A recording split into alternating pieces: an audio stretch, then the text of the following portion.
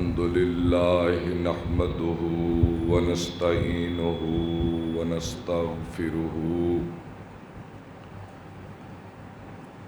ونؤمن به ونتوكل عليه ونعوذ بالله من شرور أنفسنا ومن سيئات أعمالنا من يهده الله فلا مضل له ومن يضلل فلا هادي له وأشهد أن لا إله إلا الله وأشهد أن محمدًا عبده ورسوله اللهم صل على محمد وعلى آل محمد كما صليت على إبراهيم وعلى آل إبراهيم إنك حميد مجيد اللهم بارك على محمد وعلى آل محمد كما باركت على إبراهيم وعلى آل إبراهيم إنك حميد مجيد أما بعد فإن خير الحديث كتاب الله وخير الهدي هدي محمد صلى الله تعالى عليه وآله وسلم وشر الأمور محدثاتها وكل محدثة بدعة وكل بدعة ضلالة وكل ضلالة في النار قال الله سبحانه وتعالى في القرآن المجيد والفرقان الحميد ربنا اصرف عنا عذاب جهنم إن عذابها كان غراما إنها ساءت مستقرا ومقاما سبحان ربك رب العزة عما يصفون وسلام على المرسلين والحمد لله رب العالمين آمين خدائے بزرگ و برتر کی حمد و ثنا اور نبی پاک صلی اللہ علیہ وسلم پر درود و سلام کے بعد میرے واجب الاحترام میرے مخاطبین و سامعین کرام، آج کا خطبہ رمضان المبارک کا جمعۃ الوداع ہے۔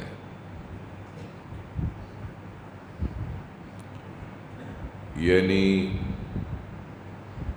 یہ رمضان کے خطبات میں آخری خطبہ ہے،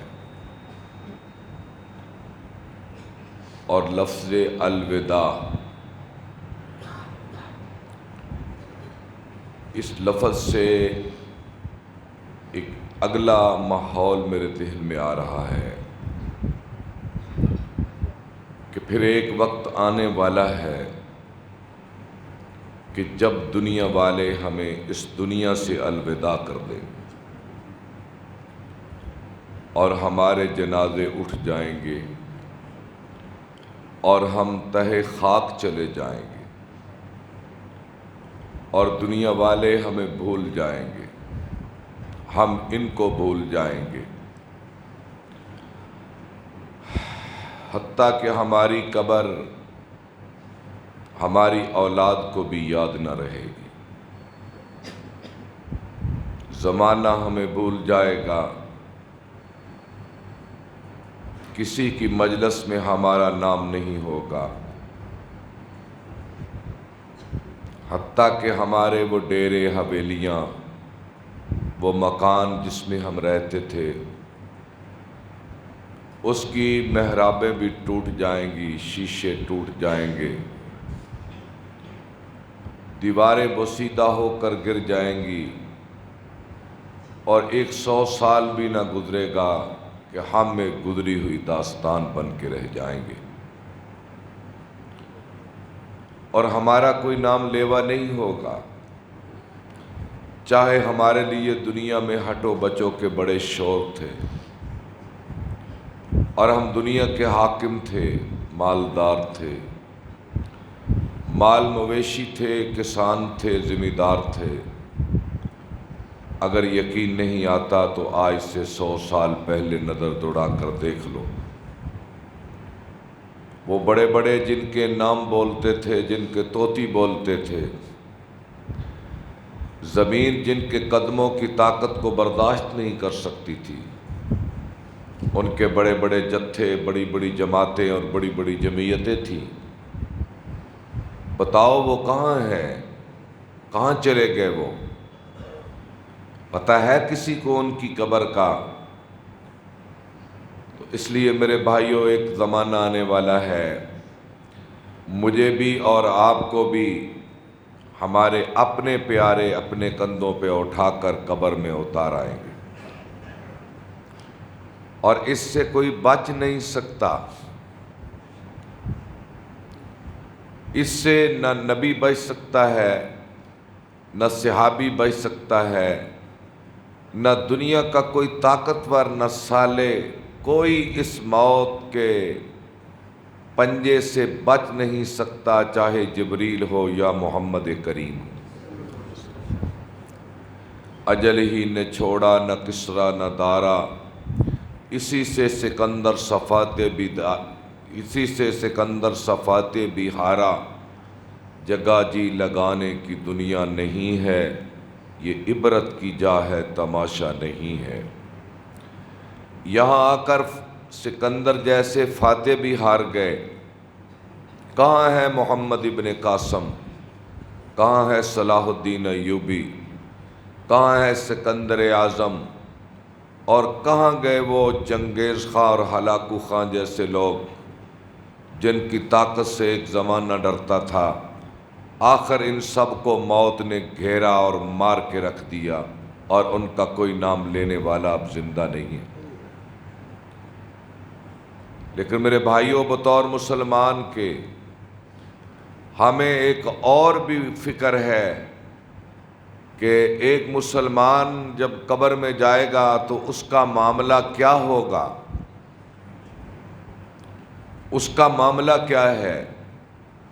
موت جب گرائے گی انسان کو، قرآن مجید موت کا ایک منظر سورہ واقعہ میں بیان فرماتا ہے، کَلَّا اِذَا بَلَغَتِ الْحُلْقُومَ وَأَنْتُمْ حِینَئِذٍ تَنْظُرُونَ وَنَحْنُ أَقْرَبُ إِلَیْهِ مِنْکُمْ وَلَٰکِن لَا تُبْصِرُونَ فَلَوْلَا إِن كُنتُمْ غَیْرَ مَدِینِینَ تَرْجِعُونَہَا إِن كُنتُمْ صَادِقِینَ، کہ اے میرے بندے، جب جان حلق تک پہنچ جاتی ہے، اذا بلغت التراقیہ، حلق پر جب پہنچ جاتی ہے، وکیل مراق، اور تم کہتے ہو کسی تعویذ کرنے والے کو بلاؤ، کسی گنڈا کرنے والے کو بلاؤ جو میرے باپ کو موت سے بچا سکے، وکیل مراق،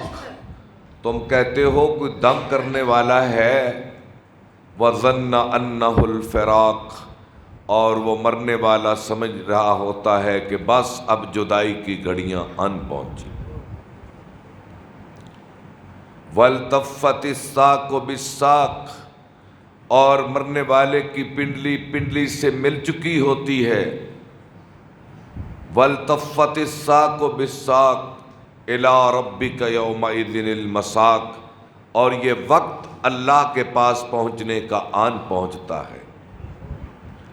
فلولا ان کنتم غیر مدینین، اور لوگوں اگر تمہیں موت سے انکار ہے، ترجعونہا ان کنتم صادقین، تو لو پھر پڑا ہوا ہے مرنے والا، اب اس کی روح کو کوئی واپس لوٹا کر تو دکھائے۔ یعنی کیسا اللہ کا چیلنج ہے، کوئی مرنے والے کو لٹا کر تو دکھائے۔ اور دوسری جگہ پر فرمایا قرآن مجید، کلا اذا بلغت الحلقوم وانتم حینئذ تنظرون ونحن اقرب الیہ منکم ولکن لا تبصرون، کہ جب جان حلق پر پہنچ جاتی ہے، جان حلق پر پہنچ جاتی ہے، تو اس وقت تم کہتے ہو لاؤ کسی کو، کسی کا آنا اس وقت کارگر نہیں ہوتا، کیونکہ وقت آن پہنچتا ہے اور اس کو کوئی ٹال نہیں سکتا۔ تو میرے بھائیوں، اس موت کے عمل سے میں نے بھی گزرنا ہے، آپ نے بھی گزرنا ہے، اور بڑے سے بڑے انسان نے گزرنا، اور وہ گزر کر چلے گئے، وہ اس عمل سے گزر کر چلے گئے، اور اس کا کوئی انکار نہیں کر سکتا۔ لیکن ایک مسلمان کی ذمہ داریاں بڑی بھاری ہیں کہ جب ایک مسلمان کا جنازہ اٹھتا ہے اور اسے قبر میں اتارا جاتا ہے اور اس پہ مٹی ڈال دی جاتی ہے، اور وہ جو اس کو دفن کرنے والے واپس لوٹتے ہیں، تو اللہ کے نبی صلی اللہ علیہ وسلم نے فرمایا وہ مرنے والا یسمع قرع نعالہم، وہ واپس جانے والوں کے جوتوں کی آواز سنتا ہے، واپس جانے والوں کے جوتوں کی آواز سنتا ہے۔ اور یہ ایک خاص معاملہ ہوتا ہے، اللہ تعالیٰ مرنے والے کے ساتھ کرتا ہے، اس کو یہ دکھانا مطلوب ہوتا ہے، لو بھائی جس کے لیے تو دنیا میں جیتا تھا تجھے چھوڑ کر سب چلے گئے، اب کوئی تیری قبر پہ بیٹھے گا نہیں، اب تیری قبر پہ کوئی رونقیں نہیں لگائے گا، یہ جا کر دنیا میں مصروف ہو جائیں گے، اور تو تہہ خاک پڑا رہے گا قیامت تک، اب تیری کوئی خبر لینے والا نہیں ہے۔ آپ نے فرمایا پھر اس کے پاس دو آنے والے آتے ہیں اور اس کو اٹھا کے بٹھاتے ہیں، اور وہ سوال کرتے۔ ایک صحابی نے پوچھا یا رسول اللہ صلی اللہ علیہ وسلم، کیا قبر میں ہم اٹھ کے بیٹھیں گے؟ آپ نے فرمایا جس طرح تو میرے سامنے بیٹھا ہے اس طرح تجھے منکر اور نکیر کے سامنے اٹھ کے بیٹھنا پڑے گا، اٹھ کے بیٹھنا پڑے گا۔ اور وہ دونوں پوچھیں گے کیا؟ وہ پوچھیں گے مر ربو کا، ہاں بھئی تیرا رب کون تھا دنیا میں؟ من نبیوں کا، تیرا نبی کون تھا؟ ما دینوں کا، تیرا دین کیا تھا؟ اچھا بھئی اس کا جواب تو کوئی اپنی کاراگری سے نہیں دے گا، کسی کو عربی آتی ہو تو وہ جواب دے لے، نہیں، یہاں خالصتاً معاملہ دنیا کی بنیاد پر ہوگا۔ اگر دنیا پر خدا کو خدا مانتا تھا، رب کو رب مانتا تھا، اسے ہی مشکل کشا سمجھتا تھا، اسے ہی حاجت روا سمجھتا تھا، اسی ہی کی بندگی بجا لاتا تھا، اسی کے سامنے سجدے کرتا تھا، اسی سے پکارتا تھا، اور اس کی بندگی میں کسی کو شریک نہیں کرتا تھا، تو تب بھی اللہ اس کی زبان پر یہ الفاظ لائے گا نا کہ ربی اللہ، تو کہہ کہ رب میرا اللہ۔ تو اگر یہ قبروں پہ جا کے سر رکھتا رہا اور مندروں میں اور روزوں سے جا کے مقبروں سے مانگتا رہا، غیر اللہ کو پکارتا رہا، غیر اللہ سے ہی مانگتا رہا، اسے پتہ ہی نہ تھا کہ اللہ ہے کیا، کبھی اس نے قرآن کو پڑھا ہی نہیں تھا کہ اللہ کی طاقت کیا ہے، اللہ کا زور کیا ہے، اللہ کبیر اکبر کتنا ہے، اللہ علی علی متعال کتنا ہے، وہ کتنا بلند ذات ہے، اس نے خبر ہی نہ پائی، تو یہ کیسے بتا سکے گا کہ ربی اللہ؟ نہیں کہہ سکے گا، زبان بند ہو جائے گی، زبان رک جائے گی۔ اور اس نے زندگی بھر پیغمبر کی سنت کو چکھا تک نہیں تھا، اور پیغمبر کے طریقے کی طرف کبھی منہ ہی نہیں کیا تھا، تو یہ کیسے بتائے گا نبی محمد صلی اللہ علیہ وسلم کہ میرے نبی محمد کریم ہے؟ کیسے بتائے گا؟ اور دین والی تو اس میں کوئی بات ہی نہ تھی،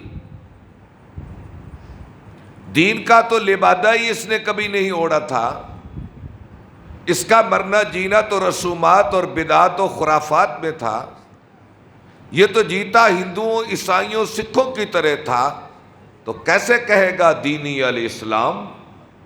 کیسے کہے گا؟ نہیں کہہ سکے گا کہ میرا دین اسلام ہے، کہہ ہی نہیں سکے گا۔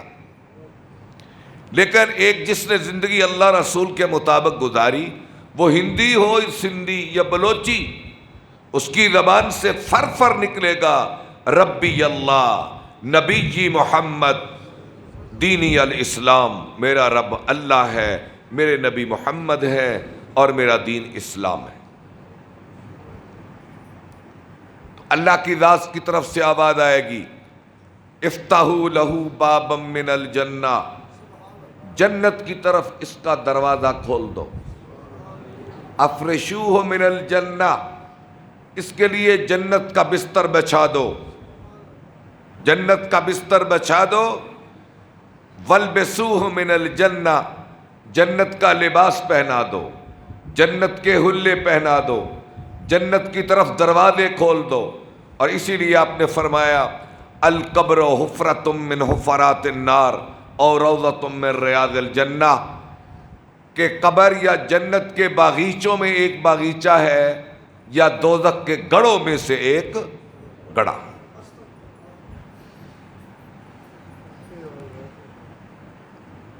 اور پھر اگر یہ شخص جواب نہ دے سکا تو رب اکبر کہیں گے افتحوا لہ بابا من النار، اس کا ایک دروازہ دوزخ کی طرف کھول دو،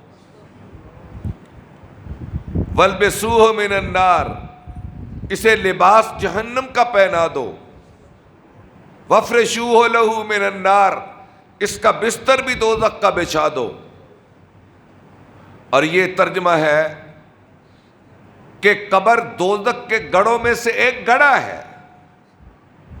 اور پھر آپ نے فرمایا من مات فقد قامت قیامتہ، جو مر گیا اس کی قیامت تو واقع ہو گئی، اس کی قیامت تو اسی دن شروع ہو گئی۔ اب یہ قیامت تک یا تو دوزخ کی آگ میں جلتا رہے گا یا جنت کی نعمتیں پاتا رہے گا۔ یہ ہے قبر کی زندگی، اور یہ قیامت تک یہ معاملہ رہے گا، کوئی ایک دن کی کہانی نہیں، ایک دن کی بات نہیں ہے۔ قیامت تک قبر میں ایسے ہی جیے گا، اور اسے عالم برزخ کہتے ہیں۔ اور کچھ خبر نہیں، اس میں ہزاروں سال لگیں، لاکھوں سال لگیں، سینکڑوں سال لگیں، ہم تہے خاک اسی طرح پڑے رہیں گے۔ اللہ سے دعا کریں کہ خدایا ہماری قبروں کے ٹکڑوں کو جنت کے ٹکڑے بنا دیں۔ ہم خطا کار تو بڑے ہیں، ہمارے ذمے غلطیاں بڑی ہیں، ہمارے گناہ بڑے ہیں، لیکن الہی ہم تجھے رحمان اور رحیم رب بھی تو ہم ہی مانتے ہیں۔ کوئی کافر تو تجھے رحمان اور رحیم نہیں نہ مانتا۔ تو خیر، پھر ایک زمانہ آنے والا ہے کہ پھر اس کائنات کا یہ سارا نظام تل پٹ ہو جائے گا، یہ نظام ٹوٹ جائے گا، یہ سورج چاند ستارے ختم ہو جائیں گے، یہ آسمان بکھر جائے گا، زمین ٹوٹ جائے گی، جسے ہم قیامت کا جھٹکا کہتے ہیں۔ قرآن نے اسے بیان کیا ہے القاریۃ ما القاریہ وما ادراک ما القاریہ یوم یکون الناس کالفراش المبثوث وتکون الجبال کالعہن المنفوش، اور اذا زلزلت الارض زلزالها واخرجت الارض اثقالها وقال الانسان ما لها اذا الشمس كورت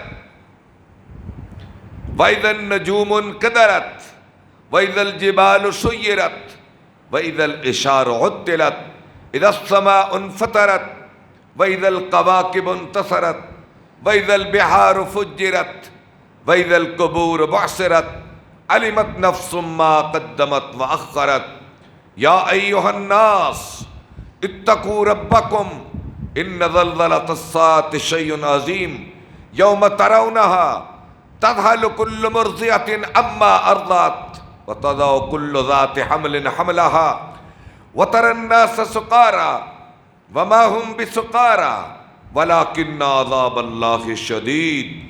یہ میں نے آیتیں بڑی پڑھی ہیں لیکن ترجمہ آخری آیت کا کرتا ہوں. سورہ حج کی پہلی آیت ہے. یا ایھا الناس اتقوا ربکم، اے لوگو اپنے رب سے ڈر جاؤ. ان زلزلۃ الساعۃ شیء عظیم، قیامت کا زلزلہ بہت بھاری زلزلہ ہے. یوم تذہل کل مرضعۃ عما ارضعت، دودھ پلانے والی ماں اپنے دودھ پیتے بچے کو اپنے سینے سے کھینچ کر زمین پر مارے گی. وَتَضَعُ كُلُّ ذَاتِ حَمْلٍ حَمْلَهَا، قیامت کے جھٹکے سے ہر حاملہ عورت کے پیٹ سے حمل گر جائے گا. وَتَرَى النَّاسَ سُقَارَىٰ، اے میرے حبیب انسانیت بے ہوش ہو جائے گی. وَمَا هُمْ بِسُقَارَىٰ، وہ بے ہوش نہیں ہوگی. وَلَٰكِنَّ عَذَابَ اللَّهِ شَدِيدٌ، میرے اللہ کا عذاب ہی اتنا سخت ہوگا. 50,000 سال کا دن، سورج کی تپش کہ نبی بھی کہیں گے رب سلم نفسی، یا اللہ ہمیں بچا لے، یا اللہ ہمیں بچا لے، یا اللہ ہمیں بچا لے. ایک ایسے دن سے میرے بھائیوں ہم دوچار ہونے والے ہیں. اور یہ خبر قرآن نے دی ہے، یہ خبر مخبر صادق محمد کریم نے دی ہے. یہ کوئی عام بات نہیں، یہ کوئی عام کہانی نہیں، یہ ہونا ہے اور یہ ہو کے رہنا ہے. اسے کوئی ٹال نہیں سکتا، اسے کوئی روک نہیں سکتا. یہ روکنے سے رکے گی نہیں، قیامت روکنے سے رکے گی نہیں اور معطل کرنے سے مؤخر نہیں ہوگی. جب یہ آ جائے گی تو اس وقت جبریل بھی مر جائیں گے، میکائیل بھی مر جائیں گے، اسرافیل بھی مر جائیں گے، عزرائیل بھی مر جائیں گے اور سب ملائکہ بھی مر جائیں گے. ایک میرا اللہ ہوگا اور آواز دے گا این الملوک، بادشاہ کہاں ہیں؟ این الجبارون، جابر کہاں ہیں؟ جب کوئی آواز نہیں آئے گی اللہ کہے گا لمن الملک اليوم، آج بادشاہت کس کی؟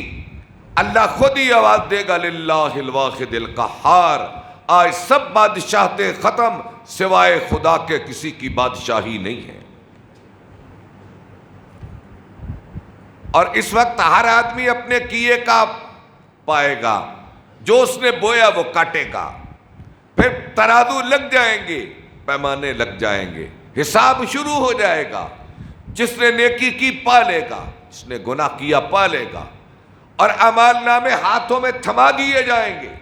اللہ کی ذات نے ایک منظر پیش کیا سورہ الحاقہ میں، فرمایا فَأَمَّا مَنْ أُوتِيَ كِتَابَهُ بِيَمِينِهِ فَيَقُولُ هَاؤُمُ اقْرَءُوا كِتَابِيَهْ، جس کو اللہ نے دائیں ہاتھ میں نامہ اعمال تھما دیا نا، دائیں ہاتھ میں، وہ ایسے بھاگے گا حشر کے میدان میں، یوں بھاگے گا خوشی سے، اچھلتا کودتا ہوا. کیا کہے گا؟ ہاؤم اقرؤوا کتابیہ، ان لوگوں میرا ورق تو پڑھو، میرا کامیابی کا ورق تو پڑھو. اچھلے گا، کودے گا اور اس کی خوشی کی کوئی انتہا نہ ہوگی. کہے گا ہاؤم اقرؤوا کتابیہ، لو میرا یہ ورق کامیابی کا رزلٹ کارڈ پڑھو. انی ظننت انی ملاق حسابیہ، اور میں دنیا میں رمضان کے روزوں میں رو رو کر کہتا تھا انی ظننت انی ملاق حسابیہ، ایک وقت آنے والا ہے کہ میں نے اپنے رب کی بارگاہ میں پیش ہونا ہے.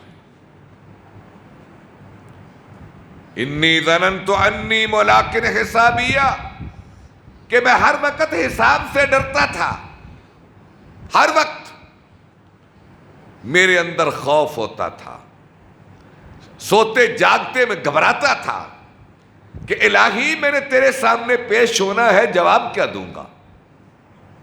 یہ ڈر رہتا تھا میرے اندر.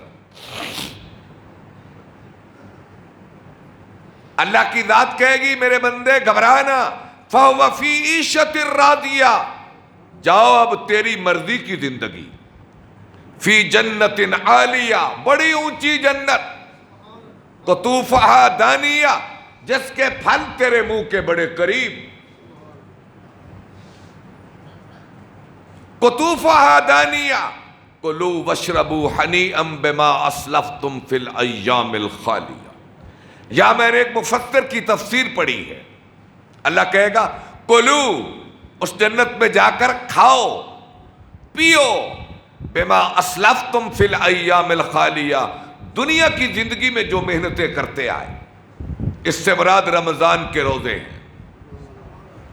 ایک مفسر نے اس کی تشریح کی ہے کہ اللہ کہے گا کہ میری جنت سے کھل کے کھاؤ، کیوں کہ تم میرے لیے رمضان میں بھوک برداشت کرتے آئے تھے۔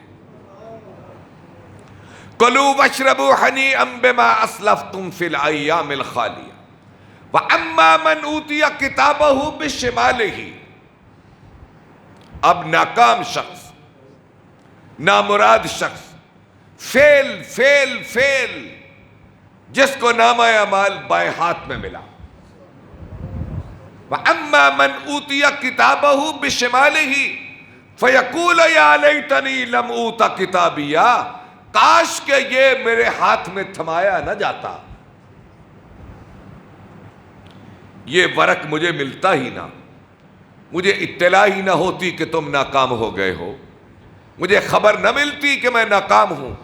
وَلَمْ أَدْرِ مَا حِسَابِيَهْ، اور دنیا میں مجھے یہ پتہ ہی نہیں تھا کہ حساب کی گھڑی بھی آنے والی ہے۔ یا لیتہا کانت القاضیہ، کاش کہ دنیا کی موت ہی میری فیصلہ کن موت ہوتی، میں اٹھتا ہی نہ، میں جیتا ہی نہ۔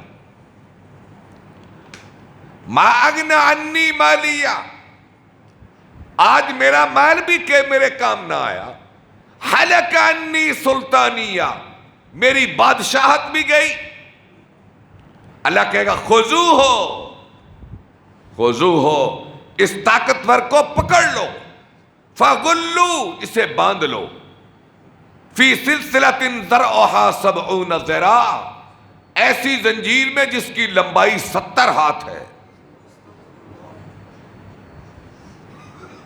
فغلوہ ثم الجحیم صلوا، اور پھر اسے دوزخ میں پھینک دو۔ انہ کان لا یؤمن باللہ العظیم، اسے پتہ ہی نہیں تھا کہ عزت والی ذات دنیا میں کون ہے، اسے پتہ ہی نہیں تھا۔ اگر پتہ تھا تو یہ خدا کی خدائی کا مذاق اڑاتا تھا، اور خدا کے بڑے ہونے کا اور اس کے عظیم اور عظمت والے ہونے کا یہ یقین ہی نہیں رکھتا تھا۔ آج چل میری دوزخ میں، تجھے پتہ چل جائے گا کہ جبار اور قہار اور عظیم اعظم رب کون ہے۔ میرے بھائیوں، اللہ کی طرف پلٹ آؤ، میں آپ کو جھنجھوڑتا ہوں، اللہ کی طرف واپس آ جاؤ، واپس آ جاؤ، لوٹ آؤ پیچھے۔ اجل سر پہ کھڑی ہے، موت کا فرشتہ سر پہ کھڑا ہے، کسی وقت بھی آپ کی اور میری نشاندہی ہو سکتی ہے۔ قبروں میں اتر جائیں گے، اللہ کی بارگاہ میں چلے جائیں گے، موقع غنیمت ہے، اسے غنیمت جان لو۔ یہ موقع غنیمت ہے، اللہ کے ساتھ کسی کو شریک نہ کرنا، اس کی بندگی اکیلے کی کرنا، اس بڑے کی بڑائی بیان کرتے رہنا، اس سے مانگتے رہنا، اس کے ساتھ کسی کو شریک نہ کرنا، اور محمد عربی کی نبوت کو ختم نبوت ماننا، اپنے اخلاق کو درست رکھنا اور اپنے معاملات کو ٹھیک رکھنا، اللہ کی جنت میں چلے جاؤ گے، اللہ کی جنت میں چلے جاؤ گے۔ اور اس کے بعد میرے بھائیوں، آپ نے ابو سفیان سے کہا تھا، یا ابا سفیان واللہ لتموتن، اے ابو سفیان اللہ کی قسم تم مر جاؤ گے، ثم لتحشرن، پھر تم قیامت کے دن اکٹھے کیے جاؤ گے۔ فَمُحْسِنُكُمْ فِي الْجَنَّةِ، تمہارا اچھا انسان جنت میں چلا جائے گا، وَمُسِيئُكُمْ فِي النَّارِ، اور برا دوزخ میں چلا جائے گا۔ اتنی سی کہانی ہے، اتنی سی کہانی ہے کہ مر کے مرنا نہیں، مر کے ہمیشہ کے لیے جینا ہے۔ غافل ہیں جو موت کو سمجھتے ہیں اختتام زندگی، یہ شام زندگی ہے صبح دوام زندگی۔ موت تو ہمیشہ کی زندگی کا آغاز ہے، مر کے کوئی مرتا نہیں، مر کے ہمیشہ کے لیے جینا ہے۔ میرے بھائیوں، بڑے کٹھن مرحلے ہیں، بڑی مشکل گھڑیاں ہیں، سفر بڑا لمبا ہے، تیاری بہت کم ہے۔ یہ جمعۃ الوداع ہے، اپنے اندر کچھ معاملے طے کریں، توبہ کے اندر معاملے طے کریں، یہاں سے اخلاص کے ساتھ کہ اللہ جو ہو گیا سو ہو گیا، اب معافی دے دے، زندگی تیرے حکموں کے مطابق گزرے گی۔ اگر اس طرح کرو گے تو اللہ تمہارے سامنے کفل کا واقعہ موجود ہے، 100 قتل کرنے والے کا واقعہ موجود ہے۔ اللہ کی اپنی ذات ہے، جیسے اس کی مرضی، تم اخلاص دکھا دو، ایک بار اخلاص دکھا دو، اللہ کو معاف کرنے والا پاؤ گے۔ اچھا جی، اب طے کیا کرنا ہے؟ طے یہ کرنا ہے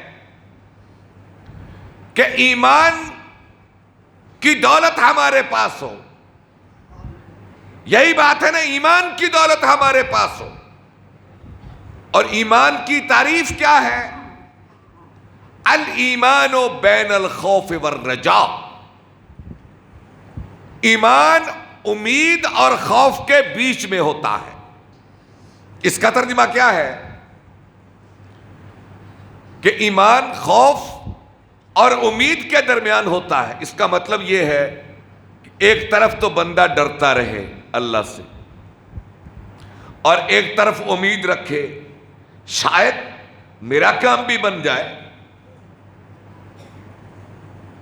شاید میرا کام بھی بن جائے، اور ضرور انشاءاللہ بنے گا۔ یہ امید رکھے، یعنی اپنے دل میں امید رکھے کہ میرا کام بھی انشاءاللہ بن جائے گا، یہ امید ہے۔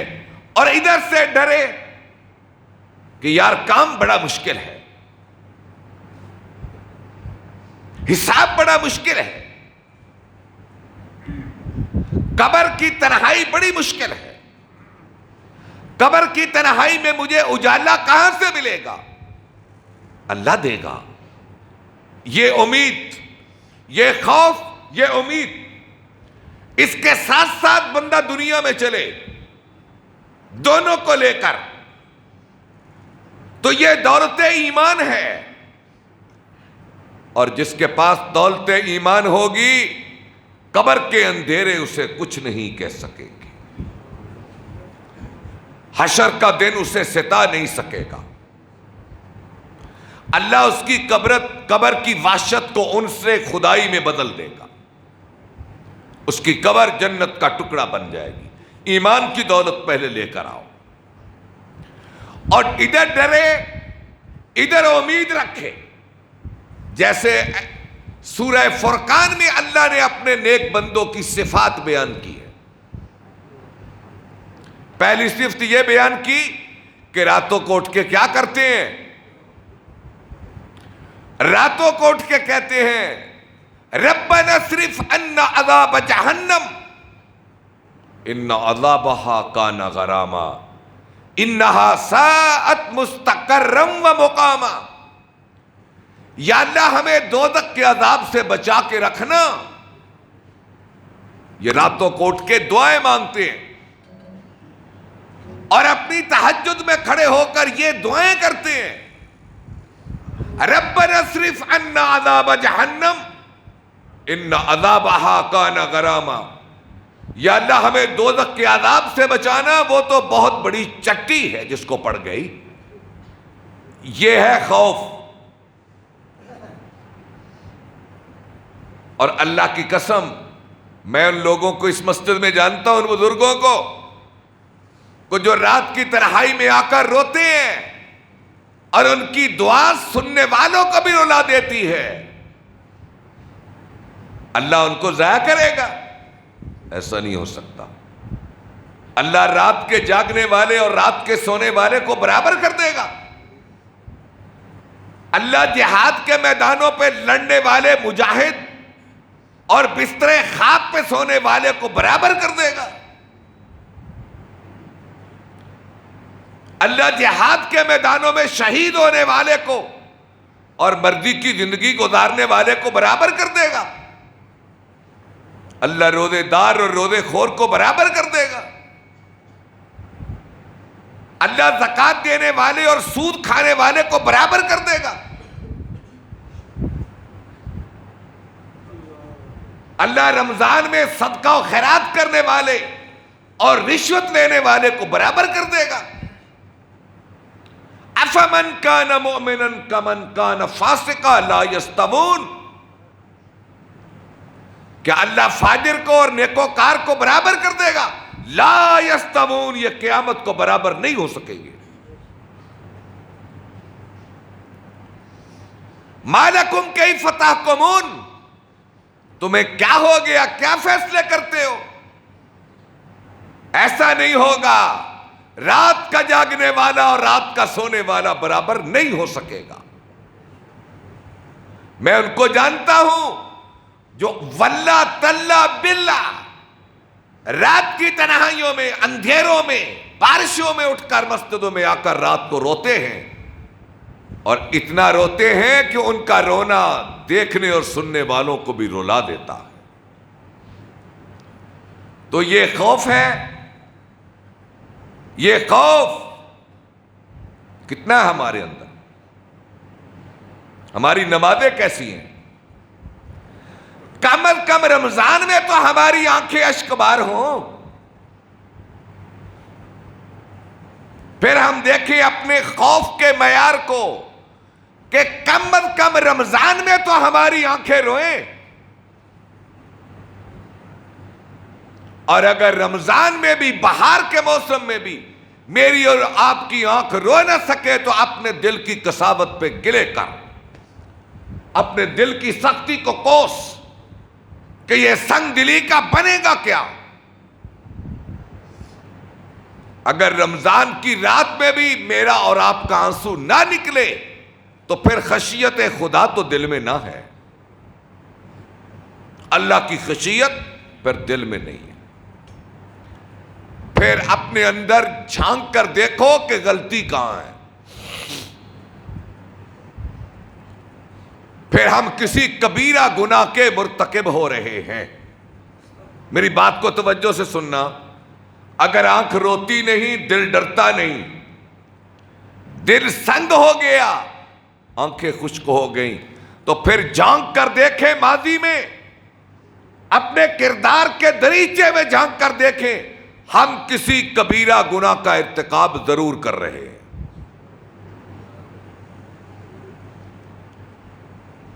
آدمی کو جھانکنا، حساب تو لینا چاہیے نا، اپنا محاسبہ تو کرنا چاہیے۔ وہ میں بھی کروں، آپ بھی کریں۔ پھر میں دوہرا دوں، اگر آنکھیں روتی نہیں، دل ڈرتا نہیں، تو کسی کبیرہ گناہ کا ارتکاب ضرور ہو رہا ہے۔ جھانکے پھر اپنے گریبان میں اور غور کریں کہ وہ کون سا ہے، پھر اس سے توبہ کریں، واپس آئیں۔ اللہ کی قسم، خدا ڈرنے والا دل بھی دے گا، رونے والی آنکھ بھی دے گا، پھر اللہ ضرور عطا کرے گا۔ اور حضرت عمر بن خطاب رضی اللہ تعالیٰ عنہ ایک دن زمین پہ لیٹے ہوئے ہیں اور آسمان کی طرف دیکھ کر کہہ رہے ہیں، یا اللہ ڈر بڑا لگتا ہے، ڈر بڑا لگتا ہے۔ آپ ذرا غور کریں، ابن خطاب جیسے لوگ کہہ رہے ہیں ڈر بڑا لگتا ہے۔ ڈر بڑا لگتا ہے کہ اگر تو نے پوری انسانیت کو معاف کر دیا نا، اور آواز آئی کہ ایک بندے کو میں نے معاف نہیں کیا، پوری انسانیت کو معاف کر دیا ہے، تو یا اللہ مجھے ڈر ہے کہ کہیں جس کو تو نے معاف نہیں کیا وہ خطاب کا بیٹا عمر ہی تو نہیں ہے. مجھے ڈر لگتا ہے کہ کہیں وہ میں تو نہیں. یہ ہے ڈر کی کیفیت. اور امید کی کیفیت کیا ہے؟ کہتے ہیں کہ اگر اللہ کی طرف سے آواز آئے کہ اللہ نے پوری انسانیت کو دوزخ میں پھینکنے کا فیصلہ کر لیا ہے اور ایک بندے کو معاف کرنے کا فیصلہ کیا ہے، مجھے رب کی رحمت کی اتنی امید ہے کہ وہ میں عمر ہوں گا جس کو اللہ معاف کرے گا. یہ امید اور وہ خوف جب یہ دونوں ملتے ہیں تو پھر اللہ کی رحمت قریب ہو جاتی ہے. میرے بھائیوں، خیر اللہ کو خوف سے بھی پکارو، امید سے بھی پکارو. خوف سے اس کی جہنم سے پناہ مانگو اور امید سے کہو اللہم رحمتک ارجو، یا اللہ مجھے تیری رحمت کی بڑی امید ہے. رحمت سے بھی پکارو اور خوف سے بھی پکارو تو اللہ تمہارے اور ہمارے کام کو انشاءاللہ ضرور بنا دے گا. تو یہ تو دعا کے دن ہیں، یہ تو پکار کے دن ہیں، یہ تو قیمتی لمحے گزر رہے. ایک رات باقی رہ گئی، تاک رات ایک باقی رہ گئی. یہ تو رونے کے دن تھے، یہ تو طلب کے دن تھے، یہ تو مانگ کے دن تھے. ہماری راتیں آہوں میں گزرے، ہمارے دن خاموشی میں گزرے. یہ طلب کے دن ہیں، پکار کے دن ہیں. میں آخری حدیث بیان کر کے 5 منٹ صرف اور اپنی بات کو ختم کر دوں گا. آپ حدیث سنتے ہیں رمضان میں ہر خطیب سے، ہر مبلغ سے کہ حضور منبر پہ چڑھے تو آپ نے آمین کہا، جبریل نے دعا کی، جبریل نے بد دعا کی، حضور نے آمین کہی. 3 آدمیوں کے متعلق، ایک وہ جس نے رمضان کا مہینہ پایا اور دعائیں کر کر کے رو رو کے اپنے رب کو منا نہ سکا. جبریل نے کہا وہ برباد ہو اور محمد کریم نے کہا آمین کہ وہ برباد ہو. اچھا جی، یہ لمحہ فکریہ نہیں ہے، حدیث بھی بخاری کی کہ ہم کتنے ہیں کہ جنہوں نے رمضان میں رو رو رو کر اپنے رب کو منایا. کتنی میری بہنیں ہیں، کتنی میری بیٹیاں ہیں، کتنی میری بہنیں ہیں، کتنے میرے بھائی ہیں، کتنے میرے بیٹے ہیں، کتنے میرے بزرگ ہیں جنہوں نے رو رو کر اپنے خدا کو منایا. کوئی پیمانہ نہیں. اپنے دل سے پوچھ لو، اپنے دل سے پوچھ لو کتنوں نے اللہ کو منایا ہے. ایک بات تو یہ، اور دوسری بات، جبریل نے کہا برباد ہو، حضور نے کہا آمین. اور وہ آدمی کون ہے؟ جس نے اپنے بوڑھے والدین کو پایا اور ان کی خدمت کر کے جنت نہ پا سکا. اچھا بھائی، کتنے ہیں جوان جن پر ان کے والدین راضی ہیں، اور کتنے والدین ہیں جو مطمئن ہیں کہ ہماری اولاد بڑی تابعدار ہے. اور یہ گھر گھر افسانہ ہے، گھر گھر یہ داستان ہے کہ اولاد بڑی نافرمان ہے، اولاد بڑی نافرمان ہے. اس سے پہلے میں ایک جملہ عرض کروں گا، اگر کوئی سمجھتا ہے کہ میری اولاد نافرمان ہے، پہلے وہ اپنے گریبان میں جھانکے. وہ باپ، وہ دیکھے کہ کہیں میں نے اپنے باپ کو ستایا تو نہیں تھا، کہیں میں نے اپنے باپ کو ستایا تو نہیں تھا. اگر تو نے اپنے باپ کو ستایا ہے تو تیرے بیٹے نے تجھے ستانا ہے. فطرت کا انتقام بہت برا ہوتا ہے. فطرت کا انتقام آہستہ آہستہ بڑھتا ہے اور اسے کوئی روک نہیں سکتا۔ اگر آج میں نے اپنے والد کو ستایا ہے تو کل میری اولاد کے ہاتھوں سے میں ستایا جاؤں گا، ایک بات۔ دوسری بات، بیٹا، میرے بھائیوں اور میرے بیٹوں، جن کے والدین زندہ ہیں، یہ ایسی نعمت ہے جب یہ چھن جاتی ہے تو پھر اس کا احساس ہوتا ہے۔ مائیں ایسی نعمت ہیں، جب یہ چھن جاتی ہے تو پھر اس کا احساس ہوتا ہے۔